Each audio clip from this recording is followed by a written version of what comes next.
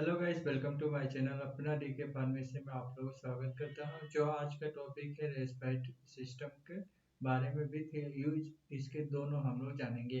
तो guys there ना करें, आप वीडियो को देख रहे हैं तो शुरू से अंतिम तक देखें, जिससे आप लोग को पता चले कि कौन सा मेडिसिन रेस्पिरेटरी सिस्टम में किस तरह के यूज किया जाता है, कौन सा कारण, इसके बारे में हम लोग डिटेल में इस वीडियो में आप लोगों को बता रहा हूँ। ठीक है, तो गैस आप लोग समझिए और अच्छे से इसको ध्यान से रखिए, कौन सा मेडिसिन कब यूज किया जाता है, इसका कितना वर्क करता है, इसके बारे में जानेंगे। ठीक है, तो चलिए हम लोग देखते हैं। छोटा हो और बच्चा बच्चा भी हो, अडल्ट हो, दोनों का यूज किया जाता है, क्योंकि ये ज़्यादातर निमोनिया और सांस फूलने में अस्थमा पेशेंट को किया जाता है। ओल्ड पेशेंट का ज़्यादा ही इसका ज़रूरत होता है। तो चलिए हम लोग देखते हैं Types, types of respiratory system medicine along with example and use। तो गैस इसका पूरा डिटेल में समझेंगे हम लोग, तो आप लोग नोट कर लीजिए इसके बारे में, तभी आप लोगों को अच्छा समझेंगे। ठीक है,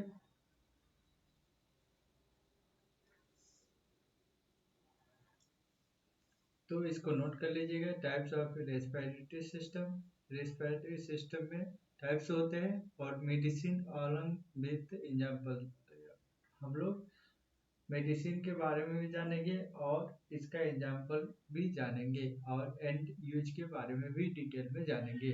चलिए, ब्रोंको डिलेटर में कौन सा मेडिसिन यूज किया जाता है, देखिए यहाँ पर लंग्स है, तो लंग्स में ब्रोंको कोडिलेटर आता है, ब्रोंको डिलेटर भी बोलते हैं। तो इसमें कौन सा मेडिसिन का यूज किया जाता है, इसके बारे में डिटेल में हम लोग समझेंगे।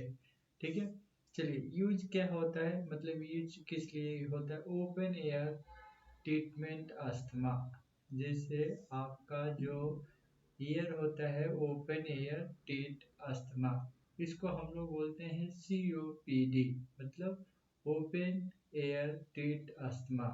ठीक है, और शॉर्ट एक्टिंग होता है SABA, इसको बोला जाता है SABA बोला जाता है।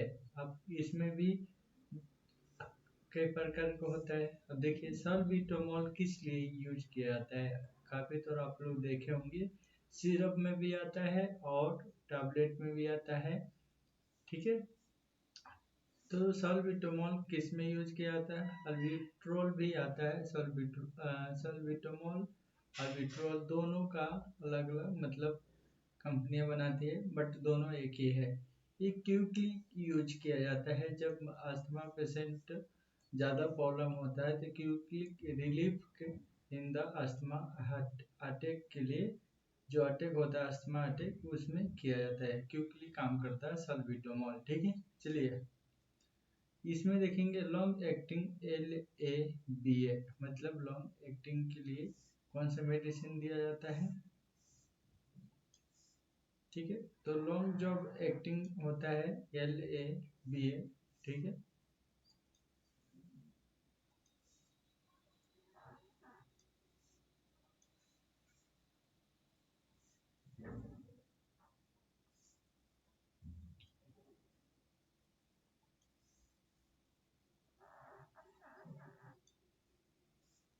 तो सल मेट्रोल फर्मोट्रोल आपके नाम से एक कंपोजिशन आता है जो यूज किया जाता है। मेडिसिन आप लोग लेने जाएंगे मार्केट में तो आप लोगों को सल मेट्रोल और फर्मेट्रोल यूज किया जाता है, बट ये ज़्यादा प्रयोग नहीं किया जाएगा, क्योंकि सल्ब्यूटामॉल ज़्यादातर डॉक्टर लिखते हैं, इसका ही प्रयोग किया जाता है, क्योंकि ये क्विकली काम करता है अस्थमा अटैक के लिए।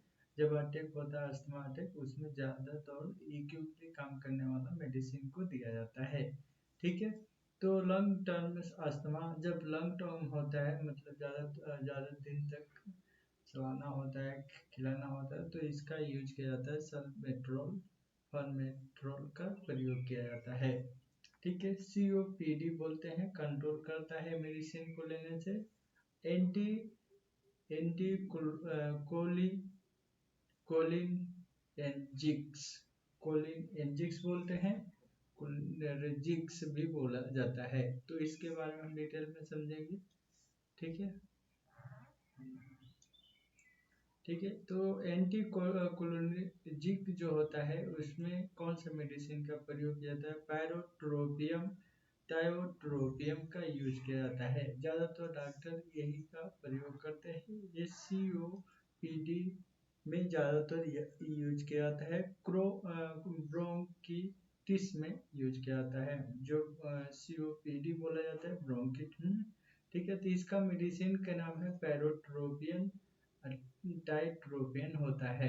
ये किस में यूज किया जाता है? एंटी क्लोरेंजिक्स में किया जाता है। ठीक है, तो इसको हम लोग बोलते हैं COPD ब्रोंकिट्स।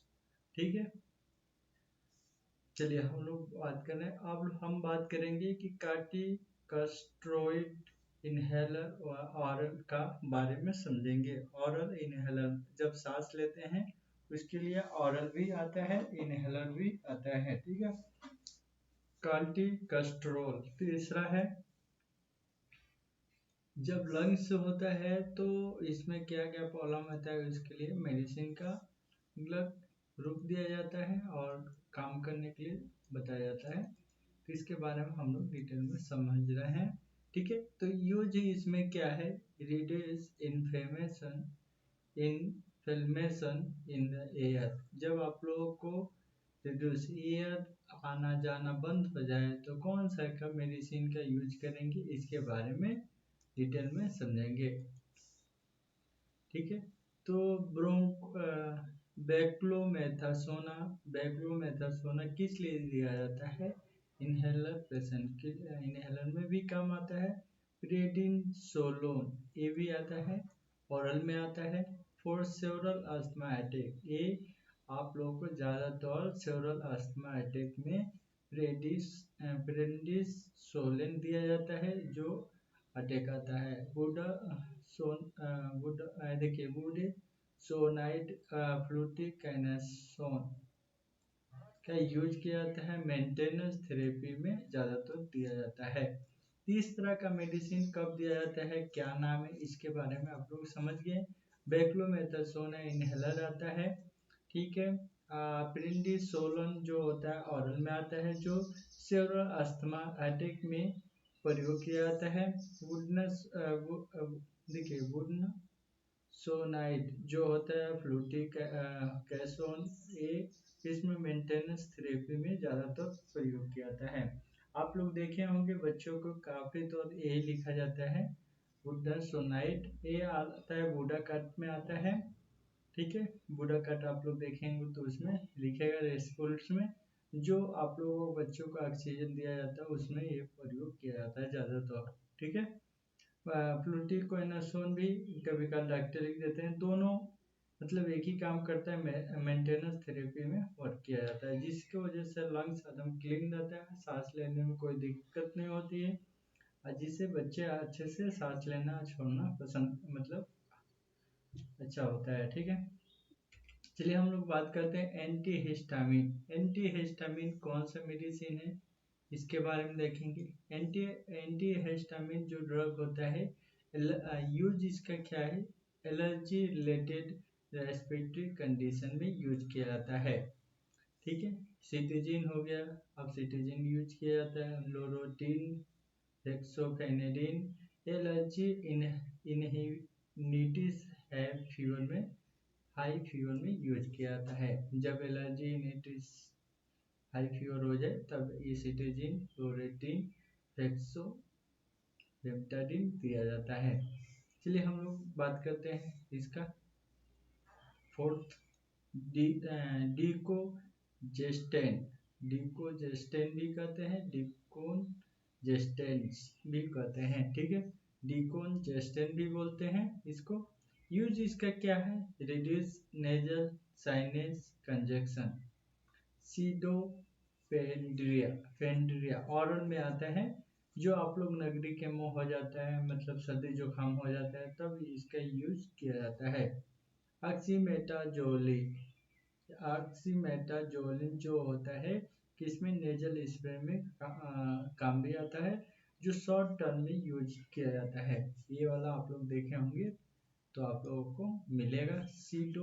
फेरिडीन में मिलता है, जो ओरल में आता है।